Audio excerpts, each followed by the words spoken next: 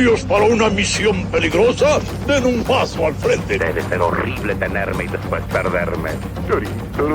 Hoy os voy a hablar del concepto de la elegancia. Ser elegante, que yo creo que es una gran confusión. Desde el finísimo estudio, ubicado en un domicilio de mala muerte, Te voy a hacer pedazos. Adiós, chiquitita. esto es... Mira, nene, te quiero presentar aquí algo espectacular. No empecemos a jugar y con tontería. ¿Dónde estás? Volvamos por la izquierda. Finísimo Podcast. Antonio. Opiniones, anécdotas, entrevistas, discusión, noticias que a todos importan, noticias que a nadie importan. Y las obvias consecuencias de dejar a un narcisista solo frente a un micrófono. Y ahora, un hombre que no merece presentación. Hola, Toñito. Antonio Sempere. My special friend Antonio. Finísima persona.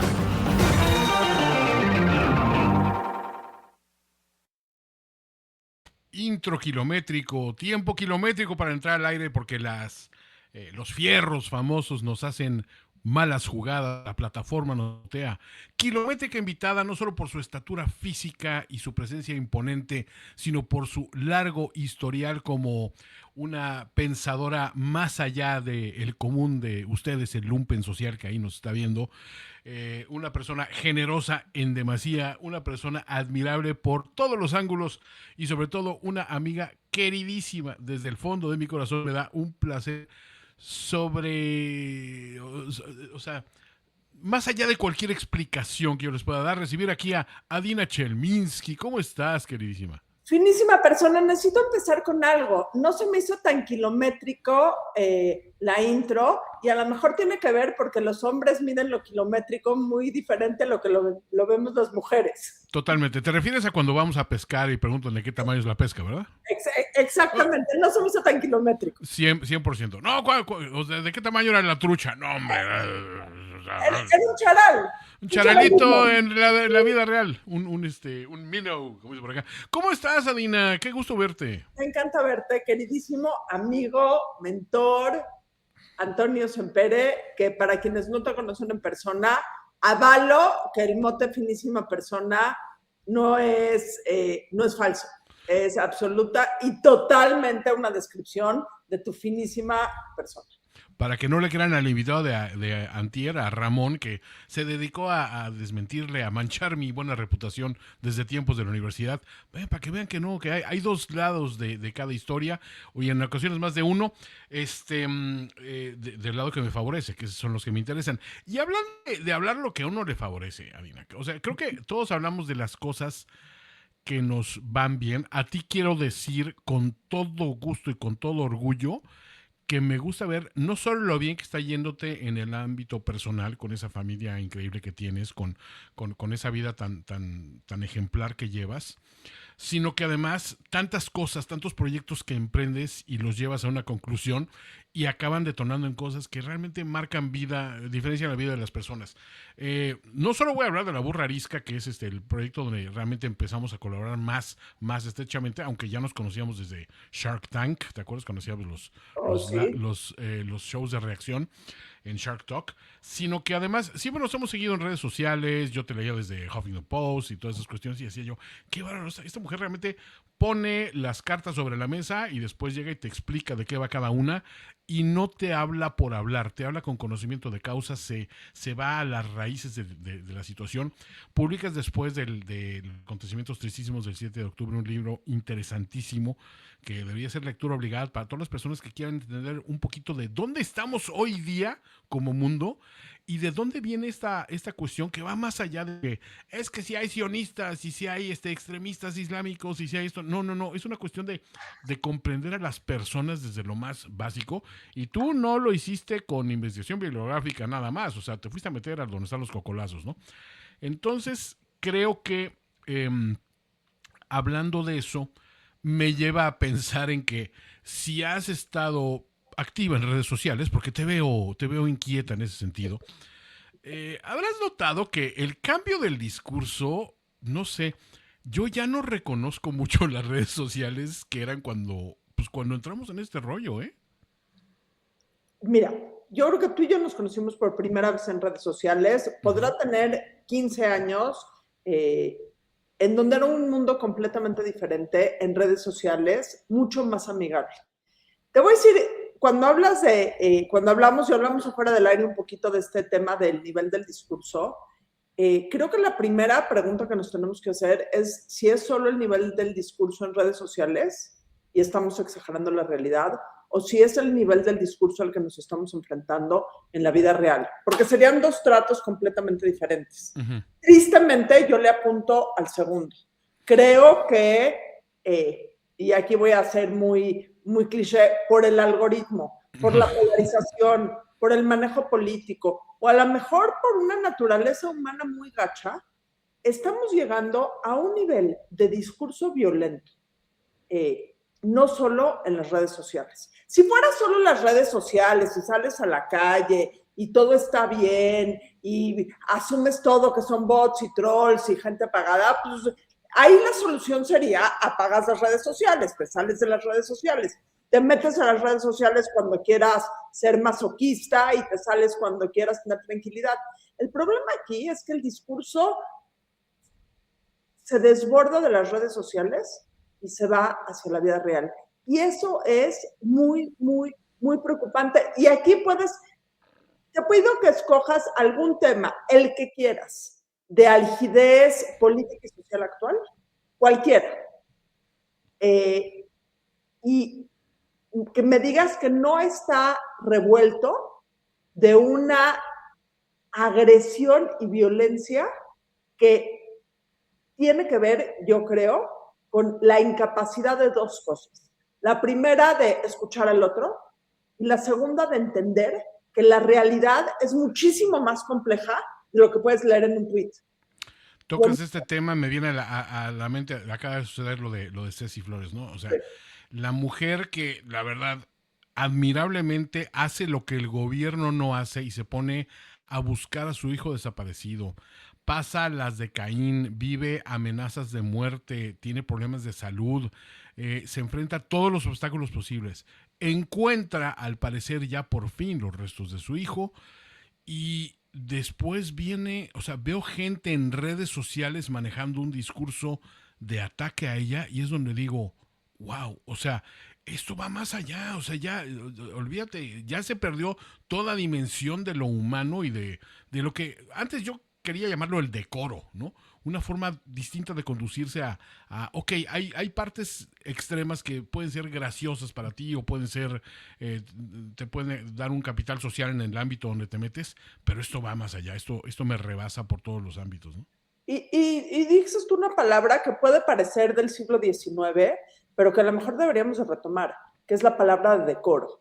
Porque este país o cualquier sociedad la tenemos que construir entre todos. Y nadie construye ni un Lego con alguien con quien se batió a insultos. El tema de Ceci Flores es justo, digo, tristemente, por todo lo que la rodea, es el ejemplo perfecto de no poder entender que aun cuando existen realidades diferentes, o sea, realidades complejas que convergen, tenemos que perder el decoro. Y aquí te va el ejemplo. Probablemente el hijo de Ceci Flores estaba metido en malos pasos. Probablemente. Vamos a darle el beneficio de la duda. Ajá. Aún así, para esa parte hay abrazos y no balazos.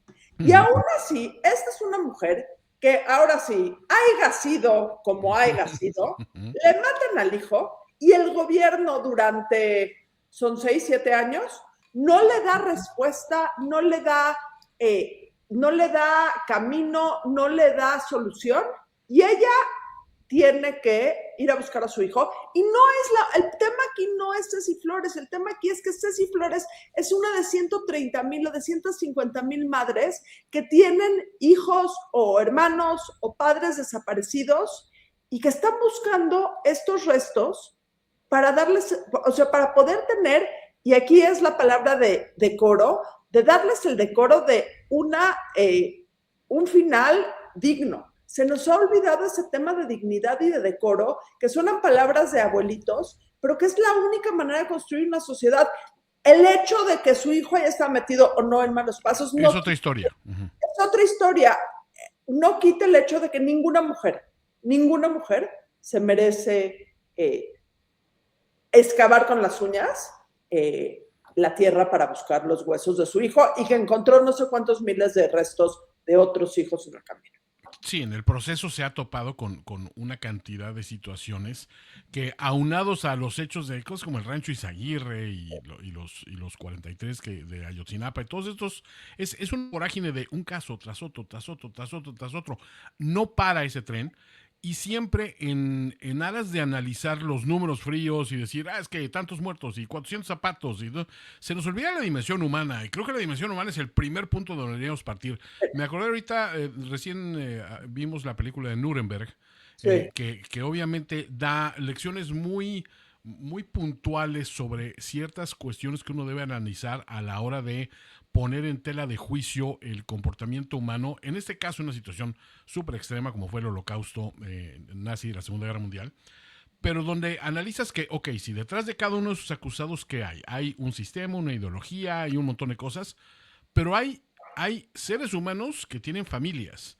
Sin Y duda. que las familias dices, ok, no te estoy pidiendo que digas, hazte amigo de esas familias, pero tienes que entender que esas personas en algún momento, si vas a colgar a este y a fusilar al otro y este va a morir, van a querer enterrar a sus muertos. Y ese es un derecho que nos viene de humanidad, que es normal. O sea, los seres humanos, creo que un hijo, un padre, un hermano, la sangre se siente de una manera distinta y puedes juzgar la ideología todo lo que quieras de una persona.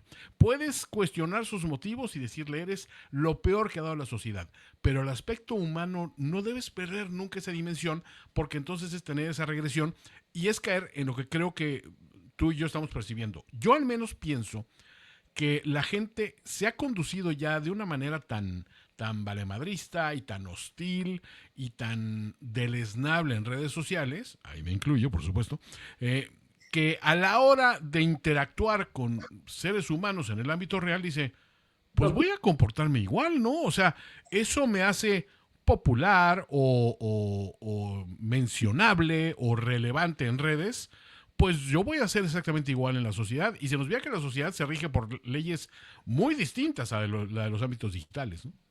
No, y es esta parte de qué queremos, ser famosos o construir una sociedad, ser populares o construir una sociedad. Hoy por hoy, los discursos, y vela tú en la mañanera, en la mañana o en toda la réplica que hay, de los dos lados, ¿eh? Que de ambos lados. No voy a eximir de culpas a nadie. Entre más ríspido es el discurso, entre más ríspida es la respuesta, más reacción tiene. Ahorita que hablas del tema de la humanización, voy a citar a alguien que no me gusta citar, por evidentes razones vas a entender por qué, pero creo que la frase es excelente. Stalin, que a lo mejor, Stalin, decía que 1 millón, que un ruso muerto es una tragedia y 1 millón de rusos muertos es una estadística. Estamos en este país, en muchísimos temas y en este mundo, cambiando la humanidad de una persona a los números masivos que no sé si endulzan, pero definitivamente le quitan el dolor al discurso de todas las cosas que estamos viviendo en este país. Y nuevamente, ni siquiera quiero hacerlo, en el momento que dices esto, la gente que está a favor de un lado te pega por una cosa, la gente que está a favor del otro lado te pega por otra cosa y no hay manera de llegar a el mínimo común denominador de la sociedad, que debería ser la humanidad común que compartimos, el país común que compartimos, el mundo común que compartimos, está absoluto y totalmente descartado de la discusión. Sí, ya incluso te tiran por inercia, ya ni siquiera hay una necesidad de entender la génesis del punto de discusión. No, o sea, me ha tocado ver, y creo que, no sé si fue un tuit tuyo o de Carlos Bravo Regidor, alguien así que estaba hablando mal de la oposición que tenemos en México, o sea, y no hablando mal, estaba diciendo la verdad, que es que nadan de muertito, que los partidos políticos actuales están muy cómodos en un papel de inacción y de falta de representación de la gente cuando lo que necesita son voces activas, y vamos a hablar un poquito más adelante de tu rol en ello. Y sale uno de tantos esbirros de los monitos alados que suelta Jesús Cuevas, o soltaba, no sé qué ahora quién esté a cargo del circo. Exacto. Y diciendo, sí, porque ustedes, fachos, que no sé qué, no sé cuánto. Dice, oye, vato, literalmente está criticando lo que está haciendo la oposición y tú lo estás criticando a él como si le estuviera echando porras. Ni siquiera te tomaste la molestia de leer o tienes por contrato que cubrir una cuota de críticas, sea cual sea el tema, porque puedes hablar de lo que sea y alguien va a salir a opinar algo que ni al caso con tal de tirarte a ti personalmente. Y es donde ese aspecto de edgelord y yo digo las cosas como son y mi opinión tienes que tomarla en cuenta porque estoy en esta red y son tanto como tú, también me llega a hablar, me lleva a hablar de un documental que no sé a ti, a mi esposa le quitó el sueño completamente, y es que el gran Louis Theroux acaba de hacer un análisis muy interesante sobre La manosfera. la machosfera, le pusieron acá. En Que es, español, ok. y The Manosphere, le dicen acá. Y habla un poquito de que ese discurso, fíjate qué análisis.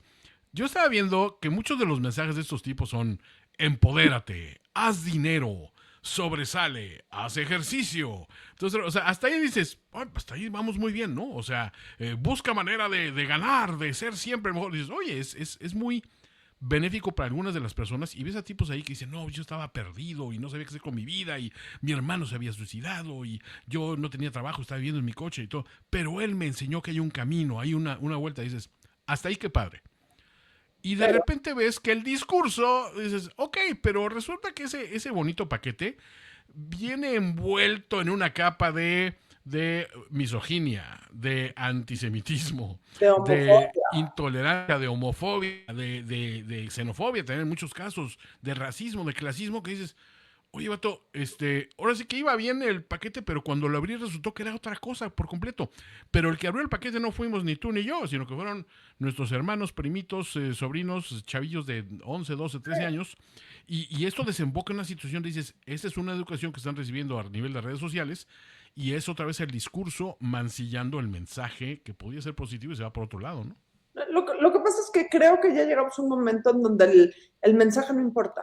Lo que importa es la cajita en donde envolviste ese mensaje. Okay. Si la cajita es de fuegos artificiales, va a tener, digo, aquí lo pones perfecto en la pantalla. Las cajitas de los mensajes muchas veces están envueltas en basura. O sea, que una basura muy shiny y una basura muy... Pero la verdad es que ya no importa el mensaje, porque ahora lo que la gente busca es cómo manda ese mensaje.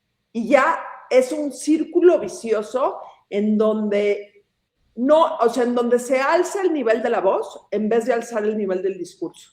En donde en vez de buscar argumentos claros, argumentos lógicos, la gente es sorda a argumentos lógicos, argumentos complejos, porque el mundo es complejo.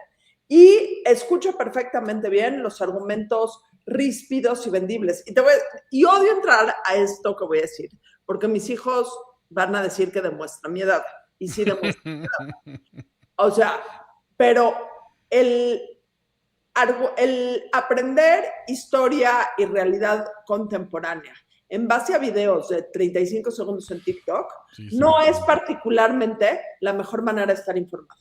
Y no es la mejor manera de crear un criterio, y no es la mejor manera de tener deja ya en el mundo, o sea, perdón por el pleonasmo, pero deja ya en el mundo mundial de lo que pasa en el mundo mundial, y la película de The Manosphere lo pone muy, muy claro. También es qué estamos haciendo con nuestras propias vidas. Ya déjala, el problema en México, el problema en Medio Oriente, el problema de Irán, déjalo un ratito. ¿Qué está haciendo esta rispidez y esta vorágine por likes y por algún tema de éxito percibido en la vida de nosotros y en nuestras relaciones personales? Porque las relaciones personales de la gente que sale sin amolarles el documental a quien lo vaya a ver, no tienen particularmente las vidas personales más enriquecedoras y admirables del mundo. Pues no. O sea, digámoslo así. Mira, digamos, tienen enriquecedores para quienes les venden todos estos shiny new toys y esos Lamborghinis y estas McMansions y estos relojazos y esas trophy wives que hay que pasar por varias etapas de cirugía plástica cada vez más desafiantes a los talentos de los médicos para dejarlas en el modelo que ellos consideran es que esa es una mujer realmente deseable, ¿no? Y dices, ok, o sea, deseable si tu cultura bien informada de viste un cómic, viste una mujer con las proporciones físicas de un cómic y dices, es que esa es una mujer ideal. Y dices, pues no ocurre en la naturaleza tanto como ocurre en tus cómics, pero tú ya creaste un ideal y un arquetipo que dices, a eso le estoy tirando. Y creo que esos también, esos ideales de vida donde dices, creo que mi vida es llegar a un antro en Miami y destapar una botella de champaña que avienta fuegos artificiales y demás, rodeado de 5, dicen, entre modelos, actrices e influencers, no sé, hay otra palabra. Hay otros términos, digamos, y estar patrocinado por marcas de casinos, de criptos, de cuestiones que dices, híjole, o sea, hay un momento en el que dices, ¿eso es el ideal? Porque, y es que tu trabajo de oficina, a ver, perdón, el que tú tengas la felicidad no depende si trabajas en una oficina y para alguien más, o si trabajas para ti mismo haciendo, mira, gané $500 ahorita en un minuto, gané 800. O sea, creo que no parte de ahí, pero se vende un ideal de que sí parte de ahí, y ahí empieza la situación problemática, porque entonces ya no hay personas con la ética de trabajo, y esto también mostrando mi edad, teníamos antes de decir, antes veías pasar una persona en un coche de lujo y decías, o sea, tus papás te decían, mira, tienes que trabajar y estudiar mucho para un día tener un coche como el que manejas de señor, ¿no? En algún momento el discurso se deterioró a, ¿ves el coche de ese güey? Él lo tiene porque es compadre del amigo de un tío que trabaja en el gobierno y le consiguió los contratos y todo este rollo. No seas como ese güey. Dices, ok, si esa es la realidad que nos tocó vivir como país, va. Pero no quiere decir que ese güey descarte a todos los que sí trabajaban y se sobaban el lomo y se partían la madre para tener algo y hacer crecer algo. Pero entonces echas todo en un mismo costal muy cómodo porque puedes juzgar parejo a todas esas personas bajo un mismo nivel y entonces... Uno, disculpas la mediocridad por un lado y dices, yo no puedo salir adelante porque no puedo, o sea, literalmente, o sea, y tú me debes algo con persona exitosa porque yo no lo tengo. Y dices, no. Y también fomenta una cultura de, bueno, ¿y ahora qué me vas a dar? ¿Qué me vas a dar, gobierno? ¿Qué me vas a dar, señor que tiene dinero? ¿Qué me vas a dar, redes sociales? Porque ustedes me deben algo a mí, me deben ese estilo de vida a mí, porque yo lo merezco. ¿Y por qué? Ese famoso término de clout que utilizan los influencers y eso para validar esa presencia en línea, es bien delicado porque se convierten en auténticos parásitos de algo que no genera nada. Y mira, cuando he conocido a ciertos influencers o así, la verdad es que hay muchos que trabajan de una manera muy, o sea, puntual. Hay trabajos y hay pulgas.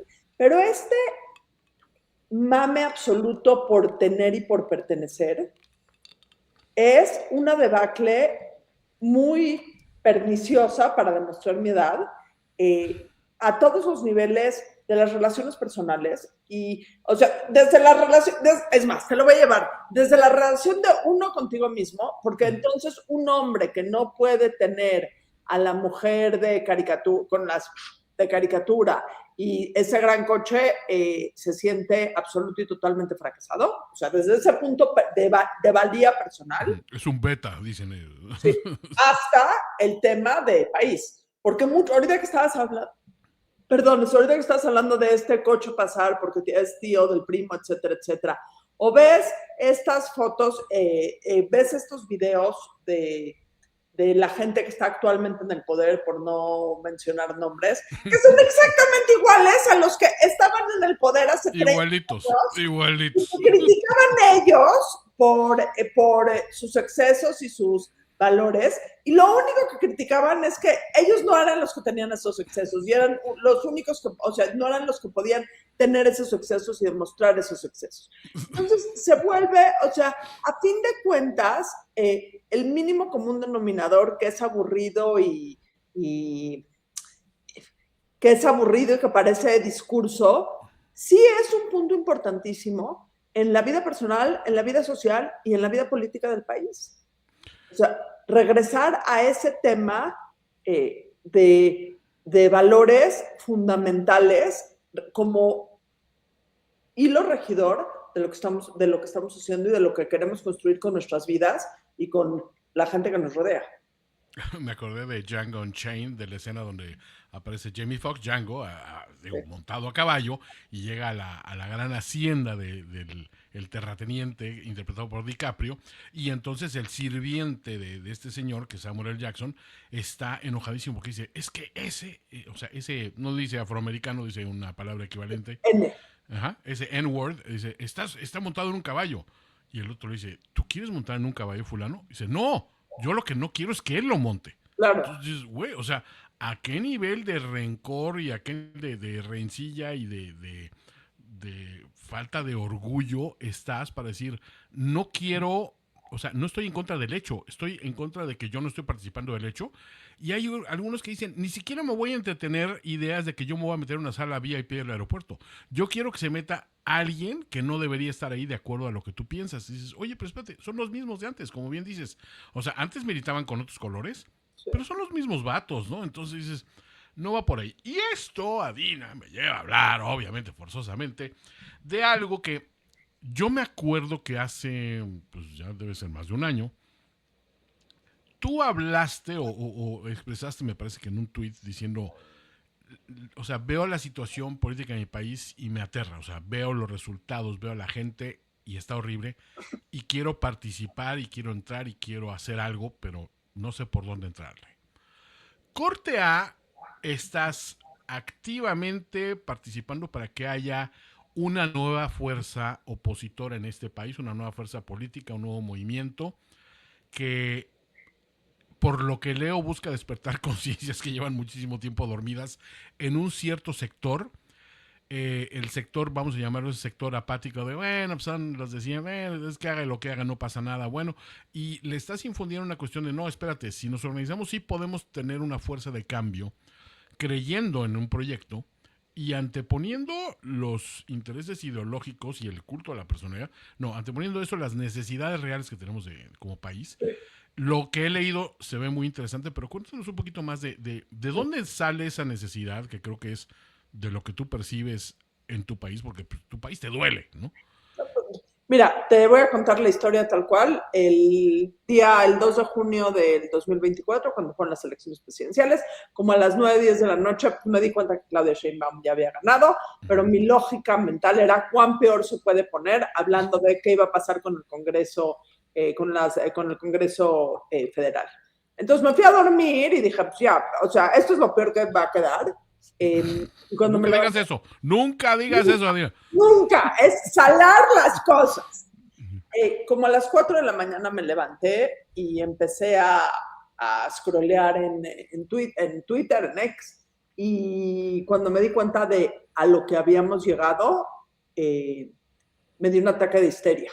Y por un ataque de histeria me refiero a un ataque de histeria. Me levanté, mis 3 hijos en ese momento no vivían en México, habían regresado a México a votar el día anterior. A las 4 de la mañana los levanté de la cama, les dije que tenían que buscar vida en otro país, que se fueran, que el país, y luego acabé llorando en el pasillo de mi casa, que mi esposo me tuvo que cargar así y depositar en la cama. Y hice lo único que pude hacer en ese momento, que fue escribirle a Emilio Álvarez y Casa, que conocía yo por redes sociales, y que asumo que él estaba también despierto, no en un ataque de histeria, porque ya conociéndolo no creo que llegue a ataques de histeria. Le escribí y le dije, mira, Emilio, no me conoces, me llamo Adina Chelminsky, si vas a hacer algo, avísame. Y me contestó minutos después, hay una junta el sábado, ven, en tal lugar. Y fui a la junta, y me fui involucrando hasta que ahorita estoy completamente involucrada. Y te voy a decir cuál es la tesis de Somos México.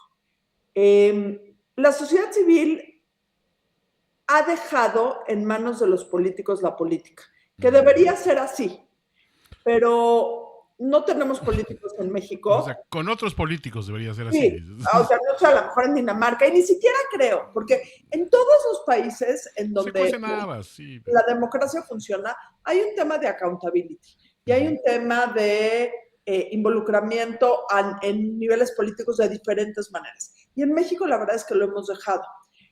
Desde hace un sexenio, o sea, desde el sexenio pasado, todo este tema de no todos, hay organizaciones de la sociedad civil y hay gente que siempre está involucrada, pero El sexenio pasado, con todo este tema de la marea rosa, empezó a despertar a la gente. Pero hay un tema con las organizaciones de la sociedad civil y con todos estos esfuerzos de la sociedad organizados. Necesitamos estar como ciudadanos en el lugar en donde se toman decisiones. Porque como sociedad civil, nada más como sociedad civil, en un ambiente en donde el gobierno controla el ejecutivo, el legislativo y el judicial, no tienen por qué escucharlos. No, ni quieren, Adina. O sea, perdón, a mí me descorazonó ir a todas esas marchas y ir a gritar todos esos porras y vamos a defender al INE. Y cuando dices, es que había un plan ya montado para desmantelarlo. O sea, nuestras marchas les valían lo que se le untó al queso porque ya había un plan operativo y, como bien dices, se dejó que se implantara ese plan.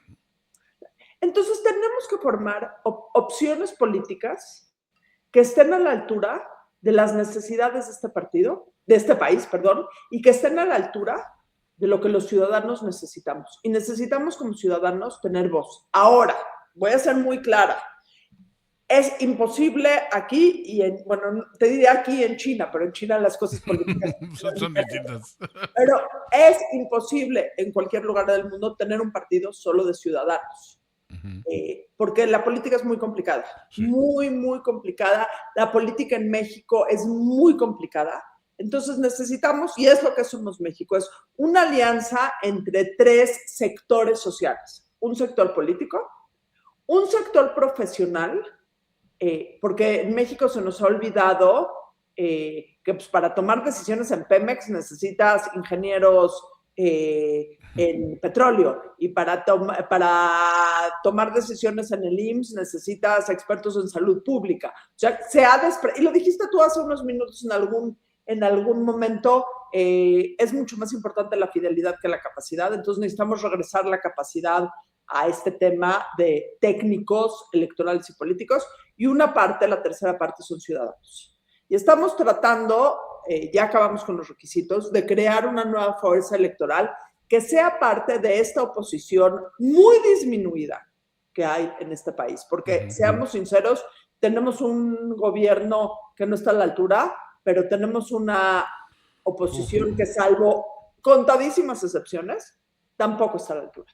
Que han venido nadando de muertito, que han cuidado más sus privilegios que el bienestar del país. Entonces, eso es lo que estamos tratando de hacer. También creo que hay que mostrarle un poquito ese espejo a la ciudadanía, ¿no? Porque creo que nos gusta mucho de repente decir, es que esto y esto y esto, y el gobierno, y los funcionarios, y los empresarios, que el que no paga impuestos. Sí, pero espérate.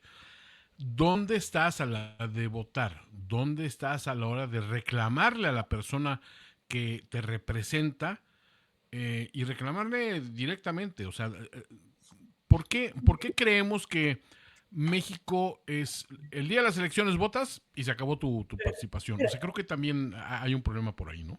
El otro día oí a José Waldenberg, que creo que es la figura que más simbólica, y no sé si la que más hizo, pero una figura medular en el cambio democrático en México. Instrumental para que ellos...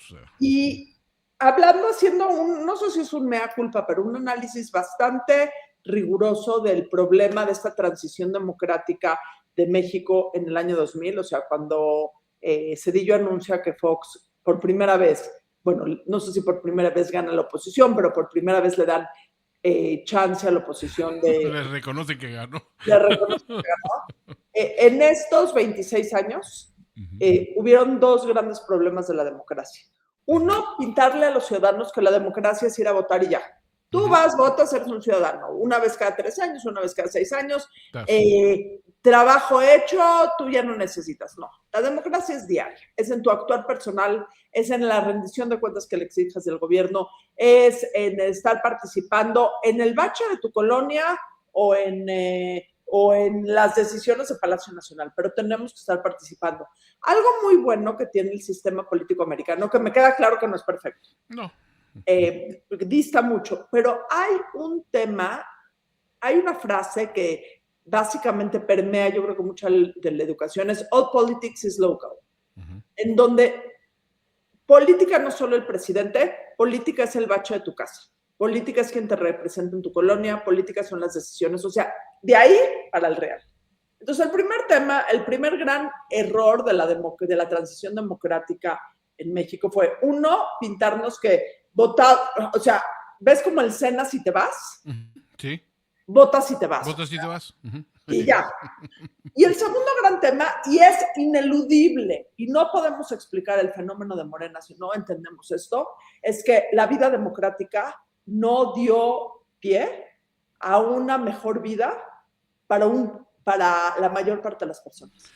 Me asustaste porque pensé que decir, tenemos que aliarnos con el crimen organizado. No iba por ahí. No, pero... Pero... la transición democrática no dio lugar a una mejor vida real y cotidiana en la vida de una gran población de los mexicanos. Y mira, si lo ves desde una manera muy pragmática, la democracia va por un lado y el desarrollo económico va por el otro y pues, se juntan, pero no son la misma cosa. Pero no, ni siquiera hubo no hubo un camino paralelo. Sí hubieron mejoras en el país, sí, pero no, para la vida real de las personas, no hubo un cambio radical en esto. O sea, la democracia no llevó a los cambios sociales y económicos o de la manera que este país los necesita. No se reflejó en su día a día, no pudiste decirle a las personas, oye, es que me sigue faltando dinero para comer. Oye, pero ve la democracia. Sí, exactamente. Son cosas distintas. Exactamente. ¿Cómo le hablas a una persona que muere de hambre de democracia? ¿Cómo le hablas a una persona que está cooptada por el crimen organizado de división de poderes? La gente quiere resolver sus problemas diarios. Y ojo, la democracia debería, el chiste de la democracia, dentro de todas sus cosas, es formar instituciones que sirvan al ciudadano y que resuelvan estos problemas. Pero esta relación... se vio muy disminuida en términos reales. Topa con pared a cada rato. Y creo que yo preguntaría, y dejo la pregunta abierta por si crees que vale la pena ahondar en ella. Aquí, por ejemplo, en Estados Unidos, la gente vota por uno y otro lado. Y, ojo, también reconoce cuando se equivoca no en materia de hacer un mea culpa y un acto de contrición ahí en la plaza pública, simplemente en retirarte discretamente su apoyo, ¿no? Yo hablo mucho de un vecino que tenía por acá, que pues cuando nos mudamos a la casa donde vivimos actualmente, tenía fuera su banderota esa de Donald Trump, así con el cuerpo de Arnold Schwarzenegger o de Rambo o algo así, con la ametralladora y súper musculoso. Hablando de la manósfera. Totalmente, ¿no? Y un águila volando atrás y todo, o sea, pero una auténtica bandera y, o sea, que él es nuestro hombre, ¿no? Y de repente empieza toda la situación entre los archivos de Epstein y empieza a notarse de que pues, las cosas cada vez están más caras por acá y discretamente el vecino llega y baja su banderita, quita las calcomanías en apoyo al licenciado Trun que tenía y sabes, aunque no lo expresa abiertamente, que está decepcionado de lo que votó, porque él quería, que se hiciera justicia con lo de Epstein y ya se dio cuenta que esto es un gran circo donde creo igual y nunca nos toca saber qué pasa realmente en ese caso, y otro, ve que la situación en el día a día le pega igual. En el día a día me refiero en lo económico. Cuando el gringo va a echar gasolina al tanque y cuando paga su comida, él se da cuenta cómo está el país y a eso reduce todo. No le importa Producto Interno Bruto, no le importa el déficit, ¿cómo se llama? El trade deficit. No le importa un montón de cosas que si le estamos poniendo tarifas de tanto a y tantos del otro, eso no le importa. A ella le importa cuánto está pagando él en lo personal. ¿No sería momento de concientizar a la gente y decir, ok, te pueden decir 1000 cosas en mañaneras, te podemos hablar la oposición de 1000 indicadores e índices de data internacional que nosotros los vamos a sacar y por el otro lado nos van a decir, sí, pero es que son de neoliberales, que son malos, son como el SIDA. Sino decirle, a ver, tú en lo personal, cuando llegas a pagar, ¿estás pagando menos en gasolina, menos en comida, menos en agua? ¿Y eso funciona eso para el mexicano promedio? ¿O seguimos siendo el mexicano que, no, yo quiero nomás que gane mi bando, aunque me vaya mal, pero que gane mi bando? Te voy a decir algo, me lo dejas abierto y no tengo, Si estuviera yo de un lado o del otro, te daría una respuesta contundente, pero te puedo dar ejemplos de ambas partes y te los voy a poner con... Yo quiero pensar en una fantasía, la mejor que tengo en mi cabeza, que la gente responde a los incentivos que les hace tener una mejor vida, ¿ok?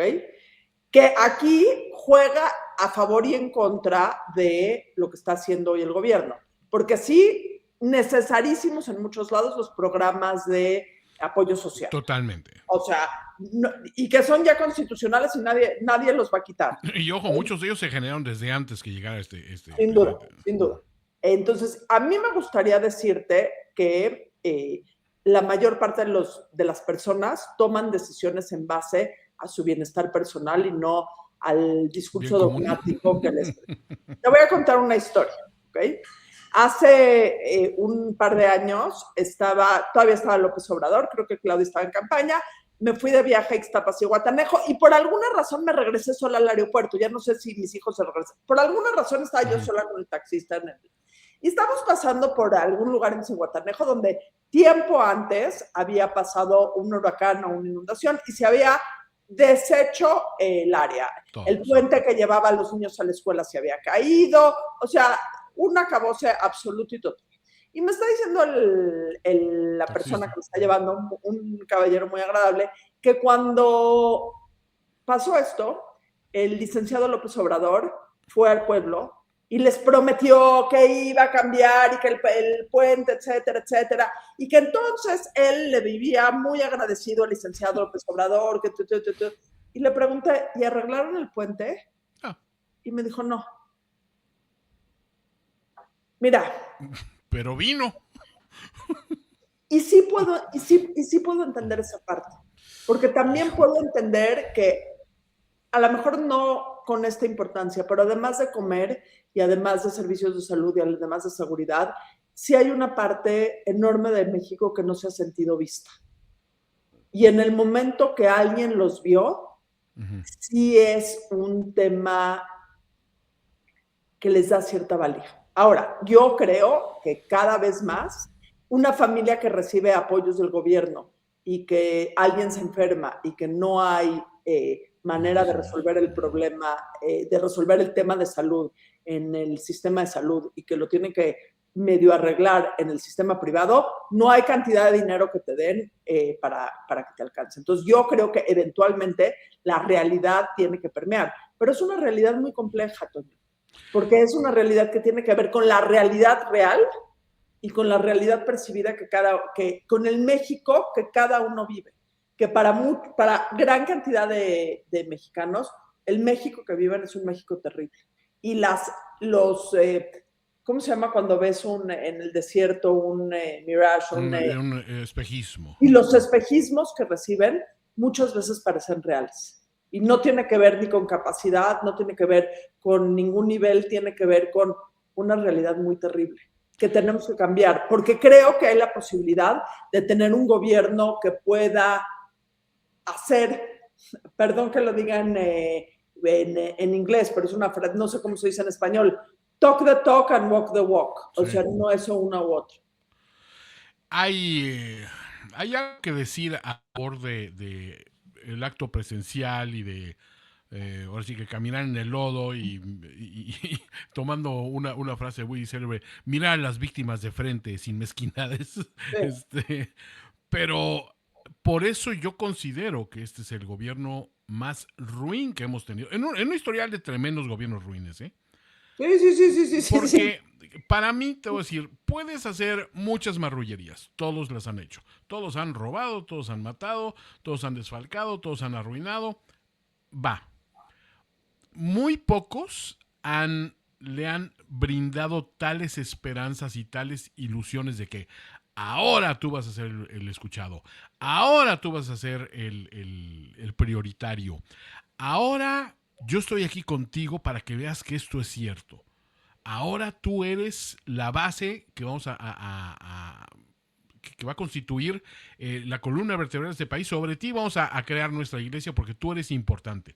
Nadie ha elevado la importancia de esas personas necesitadas para después dejarlas caer desde tan arriba engañándolos con las cosas más pueriles, ¿no? O sea, el decir que en una misma semana te maten a 333 personas y estés anunciando una clase de fútbol o un concierto gratuito o que ya viene el mundial, se me hace por demás ridículo. Y es donde yo digo, tan mal está la autoestima del mexicano como para decir, ok, sí, estos me roban igual, pero al menos no me roban los de antes y como quiera me vino a visitar al pueblo y me tomó una foto con él, porque no, hay algo en mí de que no puedo, o sea, yo no quiero hablar ni siquiera que sea un tema de educación o de formación, pero a mí me enseñaban, ese güey ya te engañó una vez, no vuelves a confiar en ese güey, ni en los que le rodean, porque son cortados por la misma tijera. Busca para dónde o ráscate con tus propias uñas. Y creo que también se ha aniquilado mucho en eso en el mexicano. Al crear esa división de ellos y nosotros, esa solidaridad que solíamos tener en momentos donde sabíamos de antemano que el gobierno nos iba a fallar, ya ahora también, güey, pero espérate, como tú, disfruta lo votado, vato, ¿no? Y eso se ha convertido en un arma bien peligrosa porque sigue fomentando esa división. Y mira, sin echarle toda la culpa, el púlpito presidencial desde hace 2 sexenios, y ojo, hemos vivido en un país muy polarizado desde que o sea, un país en donde hay el nivel de pobreza que hay en este país es automáticamente polarizado, o sea, no tiene que ver con el discurso, tiene que ver con la realidad, pero desde hace 7 o 8 años, el púlpito presidencial se ha vuelto el lugar de polarización y de buenos y malos, chairos y fifís, los que están conmigo y los que están en contra mía, más nocivo que hay en el país. Y voy a también pegarles de un lado y pegarlos del otro. Después del púlpito presidencial, también la oposición se ha dedicado a polarizar. O sea, la frase de disfruta lo votado me repatea. O sea, es una frase que me repatea, porque es, ahora chinguémonos todos como país. Ahora jodámonos todos como país, y es automáticamente, una vez algo escribí que los a favor de Morena piensan que todos los que están en contra de Morena, o sea, toda la oposición son unos corruptos, y los de la oposición piensan que todos los de Morena son los pendejos. Sí. Entonces, pues así no vamos a llegar a ningún lado. Pero sí, el nivel de polarización que hay en este país es un nivel... Y vamos, o sea, y te lo quiero llevar a la primera cosa que platicamos. Uh-huh. Es el tema del discurso, y es el tema de cómo el discurso impacta en la vida real de las personas. Y ya no hablemos de cuando ese discurso todavía se lleva otra capa adicional de, como dices, intolerancia racial, de clase, religión, porque es que nada más estás añadiendo leña al fuego. Y ojo, para mí el disfruta lo votado, yo admiro la parte comédica de la situación, ¿no? O sea, se presta para memes graciosísimos y para comedias nuevas. Ahí sí no estamos poniéndolo en tela de juicio, pero sabemos que a la larga no está construyendo gran cosa y que la persona que dice disfruta lo votado difícilmente va a decir... tiene razón esta persona, o sea, me vieron la cara y no debí votar por esa persona. Al contrario, creo que le dejas más hondo ese rencor que te tiene a ti por estar en el lado contrario, porque volvemos al tema de que ves a las fuerzas políticas como equipos de fútbol y decir, mi equipo no se equivoca, o sea, mi equipo es mejor que tu equipo. Oye, pero te acabo de golear 6-0. No, pero mi equipo es mejor que el tuyo. No, ahí están las pruebas. Y tu equipo, aparte, le acaban de agarrar 2 jugadores dopados y ese jugador no quiere jugar porque dice que no le pagan suficiente y se está saltando su contrato. Pero es el mejor equipo. Estos colores se llevan en el pecho. Y dices, no, espérate, o sea, exígele a tu equipo. Cuando salgan al campo, chíflales y dices, oigan, den más porque yo estoy pagando en entrar a verlos. Y esa es la parte que ni siquiera tenemos eso. O sea, la apreciación que tienes de los partidos ya va a un nivel de servidismo y de conformismo. Decir, sí, pero me deposita al mes. Y dices, sí, vato, pero no tienes nada de lo demás, ¿no? No, y lo dices bien tú. Todo se ha vuelto en la política nacional e internacional un partido de fútbol. De buenos en contra de malos. De impolutos en contra de pecadores. De santos en contra, o sea, de rudos contra técnicos, sí. Y no, es más, te lo voy a decir, no es un partido de fútbol, es un partido de lucha libre, en donde está uno, o sea, porque en el fútbol, por lo menos, hay ciertas reglas, El resultado todavía está en el aire, ¿no? En la lucha ya está pactado todo. Hay ciertas reglas. Te podrás tirar y al piso y cometer una falta, pero hay ciertas reglas. En la lucha libre, es una coreografía, o sea. En donde es una polarización de esquina contra esquina que nos lleva a estar en donde estamos. El tema da para muchísimo, obviamente, pero pues, obviamente creo que esta no será la única vez que Adina Chelminsky se invita a este sacrosanto espacio, porque la adoro desde el corazón. Quiero invitarla a repasar algunas situaciones como lo que está pasando a nivel país en esta bonita sección que lleva por título La noticia rebelde. Información que se niega a morir. Adina, por fortuna ya dijeron los de la Marina de que no hay problema con el chapopote. O sea, podamos, ya vimos desde el aire, no hay indicios, no hay ninguna clase de desastre ecológico. Los pececillos y las aves están así de chapeaditos y de pintos por otras razones, ¿no? Híjole, estas situaciones, ya lo ecológico, en un país donde nos pegan por todos lados, pareciera que lo ecológico es así como un afterthought, pero es bien grave lo que está pasando y la gente como que no lo está dimensionando, ¿no? Y no hay nada de accountability, que digan que sí se equivocaron. O sea, ¿qué vamos a hacer? Que digan que sí hubo una fuga de petróleo, del líquido que haya sido. Que digan que en Dos Bocas explotó porque hubo un error con las aguas aceitosas. Que acepten, o sea, vivimos, y no sé si antes era igual, porque tampoco estaba tan metida en las cosas, pero que acepten los errores. O sea, ¿qué tiene de malo decir sí hubo un error? Porque en el momento que no aceptas un error, no lo corriges. O sea... Siempre se manejaba mucha retórica, pero sí rodaban cabezas. Yo sí me acuerdo que pues le costaba el cese al secretario de esto o al del otro. No como el caso de, bueno, pues alguien, o sea, hay un error gramatical, que no ortográfico, en la portada de la revista de la UNAM y acaban forzando la salida del editor de una manera... A ver, yo edité revistas muchos años, o sea, yo ahí empecé en los medios.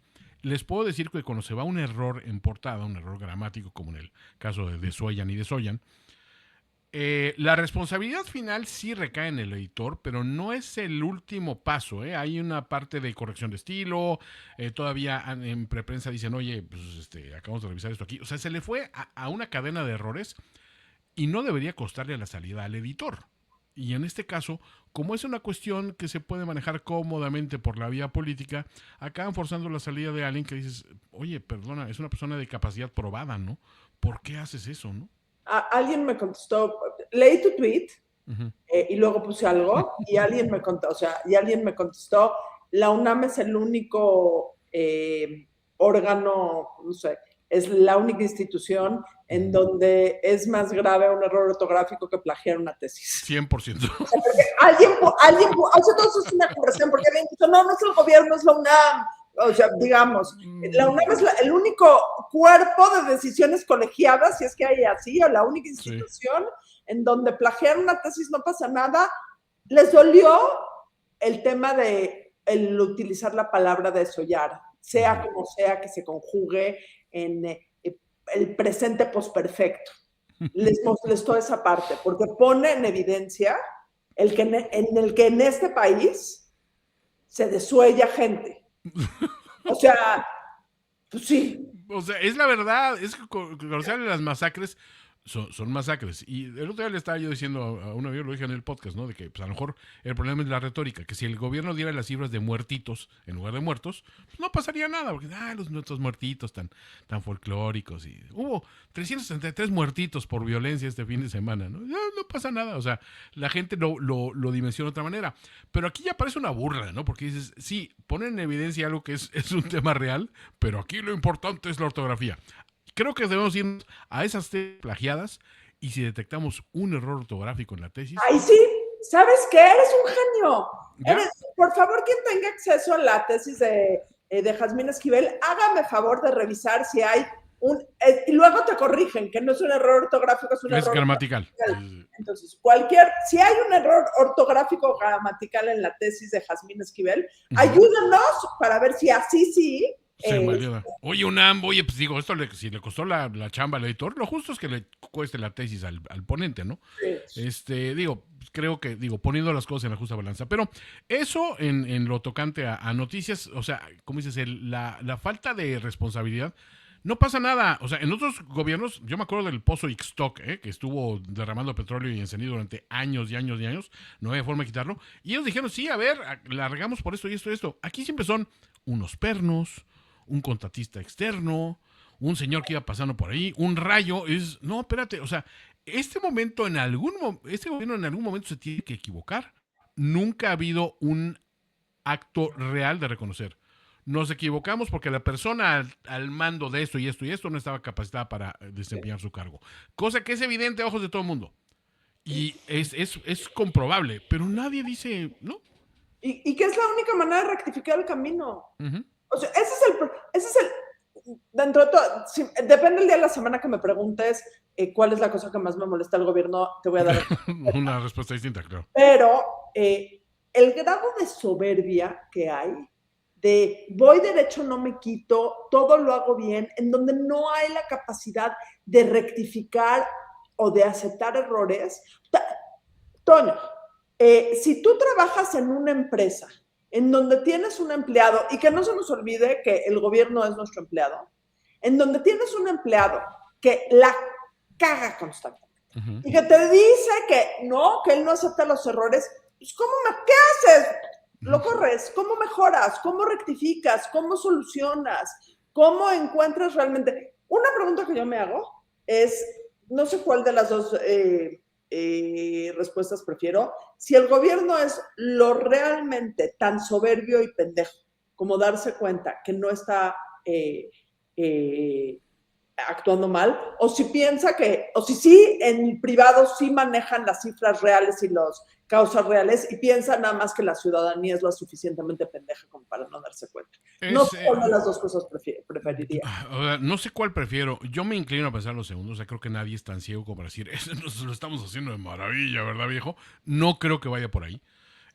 Sí quiero creer que este gobierno es particularmente perverso a la hora de decir sí, pero lo que importa es que nuestra estructura no se debilite mostrando ninguna clase de debilidad. Y para ellos mostrar la capacidad de equivocarse es una muestra de debilidad, y ahí viene parte del problema. Me inclino a pensar de que en algún momento alguien, y ni siquiera les quiero decir a los medios comprados que van a la mañanera, ¿no?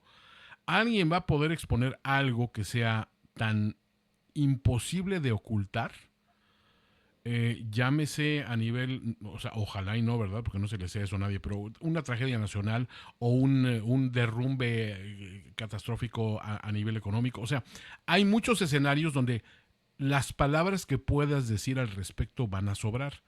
Y sin embargo, para mi tristeza, sé que siempre hay un pequeño cúmulo de personas que, o por conveniencia, o por ideología, o por incapacidad de admitir un error, van a decir no. Nosotros no fue nuestra culpa, esto es mala voluntad tuya, ¿no? Entonces ya medio me resigné a ver qué pasen las cosas.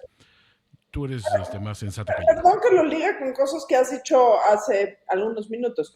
Pero yo no me acuerdo lo que dije hace unos minutos, Adina. O sea, pero es el ejemplo perfecto de la película de la machósfera. Uh-huh. O sea, tú te estás dando cuenta desde afuera de la falsedad, la podredumbre, y la persona involucrada, puta, ciega, sorda y mudo. Sí, o sea, ¿no te estás dando cuenta de la ironía de lo que estamos presenciando?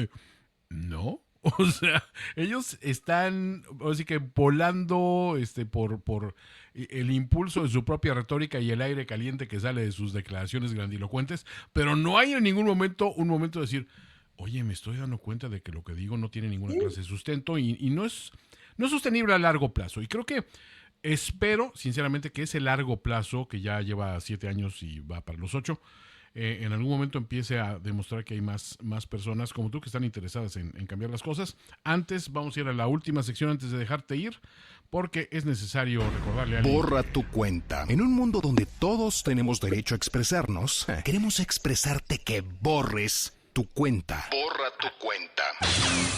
Adina, en la breve e ilustre historia de Borra tu Cuenta, es la primera vez que a la persona que le estamos diciendo que borre tu cuenta ya le pidió a alguien más que borre su cuenta. Y se lo pidió en inglés. O sea, doña Beatriz básicamente le dijo a Elon Musk, ahora sí, te desafío. Disappear my account. No dijo delete, dijo disappear porque pues, evidentemente creo que había tintes de David Copperfieldescos en esta situación. Pero desaparece mi cuenta si quieres. Be my guest. Yo no sé tú, pero cuando yo leí esto, obviamente me empecé a acordar de la canción de La Bella y la Bestia. Es lo mismito que te iba a decir. Es lo mismito. Me pasó exactamente. Be our guest, put our passion to the test. Fue lo mismito que pensé. Lo mismititito. Esa voz de Maurice Chevalier se hizo presente y realmente dije, una de dos, o la señora acababa de ver precisamente La Bella y la Bestia, o realmente no le han explicado cómo funciona esto, porque dices, a ver, no te gusta la cuenta, no te gusta la plataforma, pagas por la palomita, porque pues ahí está la palomita pagada junto a tu nombre, ¿no? O sea, hasta donde yo sé. Y dices, ya sabes que te están manejando para bajarte la visibilidad según tú, entonces, ¿por qué le pides a él que borre la cuenta? O sea, también puedo pensar, a lo mejor doña Beatriz es como mi difunto padre que no sabía borrar su cuenta, y por eso hoy día, si necesito un recordatorio de la omnipresencia de Juan Antonio Sempere Sr., es que me salen 5 o 6 recomendaciones para seguir a Juan Antonio Sempere Ramírez cada vez que entro a Facebook. Y son todas cuentas que abrió mi papá y no se acordaba que tenía Facebook, entonces volví a abrir otra y otra y otra. Cada vez que entraba abría otra. Entonces hay como 10 cuentas de mi papá con caras distintas, pero nunca supo borrar una y otra y otra. Entonces digo, pues a lo mejor están en situación. Entonces, a ver, Beatriz, borra tu cuenta, por favor. No le haces bien a nadie. Nunca le hizo bien a nadie esta cuenta, sinceramente. Fue bastante problemática, vamos a decir, llamarlo. Pero no tienes que decirle al dueño que la borre. La puedes borrar tú. Está en tu es tu agencia. Ahora, no soy una experta en la lengua anglosajona de Shakespeare. No soy. Pero, no, esto no está escrito en pentámetro yámico, no te preocupes. O sea. No, pero definitivamente hablando de errores gramaticales, etcétera, hay varios. Que tenga cuidado. No vaya a ser que nada más por los errores gramaticales nuevamente es ese grado de endiosamiento y soberbia. O sea, te voy a decir algo, el jefe de las Fuerzas Armadas de Venezuela se llama Diosdado. Diosdado, sí. Básicamente creo que es el nombre que más se puede aplicar a muchos políticos en México. Diosdado. Soy tan importante en el panorama de la twitterósfera que le escribo a Elon Musk, o sea, ¿qué grado de diosdamiento tienes como para pensar que este es un tema? O sea, ahora, si hubiera puesto este mensaje al público en general, en donde dice, pues, pero escribirle a Elon Musk, a decirle,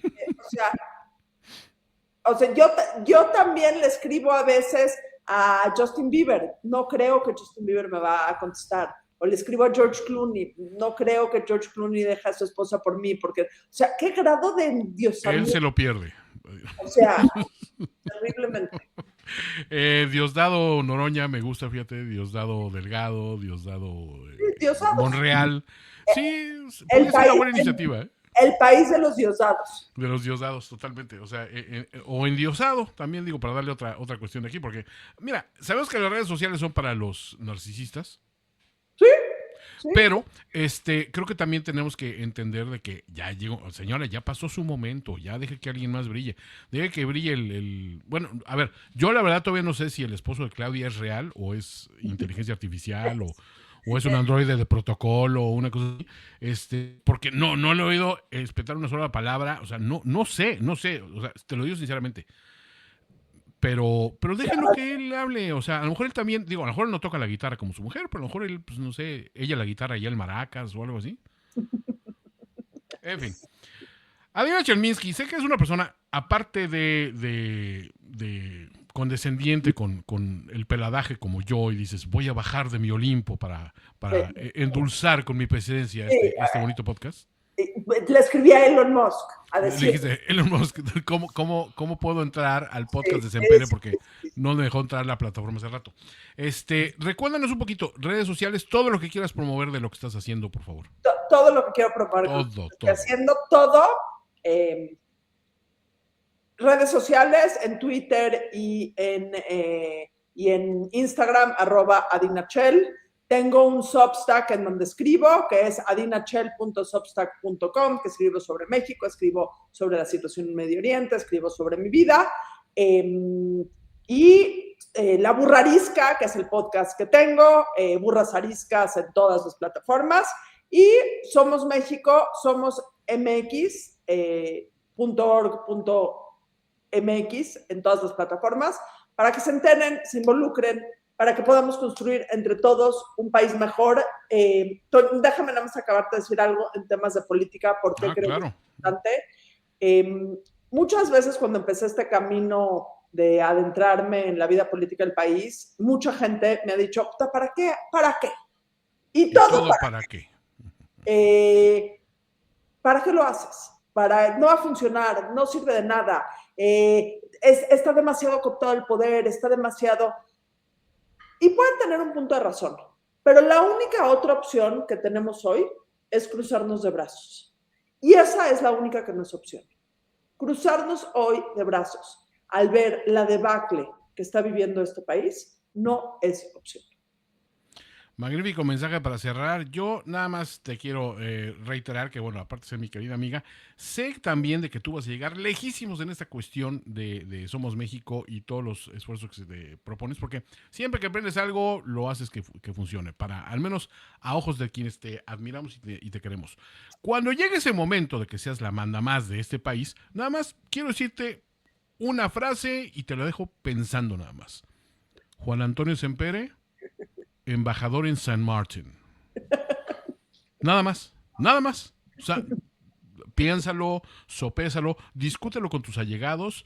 Yo sé que las embajadas aquí en México se dan, pero mira, como señora repartiendo tamales en dos. Sí, ahorita no, la capacidad no es hoy por hoy un atributo necesario. ¿Por qué? Te prometo a aprender a depurar mi francés y a aprender ¿qué se habla en la otra mitad de la isla? Es holandés, ¿no? Es francés holandés, San Martín.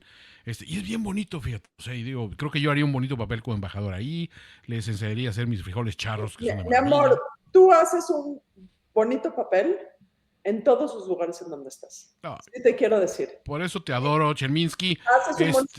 Haces un bonito papel en todos los espacios en donde participas. Te adoro de corazón, Adina. Tanto yo como la finísima productora que está ahorita detrás de cámaras, te mandamos todo nuestro amor. No está sentada porque no hay silla, según ella. Entonces... O sea, sí voy a proponer un crowdfunding para la silla de la finísima productora. Sillazón, y a ver en qué queda. Sillas son amores y no buenas razones. ¡Eso! Te mando besos y abrazos. Nos vemos pronto en este finísimo podcast. Recuerden suscribirse, recuerden compartir el video, recomendarlo, activar notificaciones. Yo soy Antonio Sempere, @finísima persona. Me despido de ustedes como siempre, deseándoles salud, amor y pesetas y tiempo para disfrutarlas. Chao.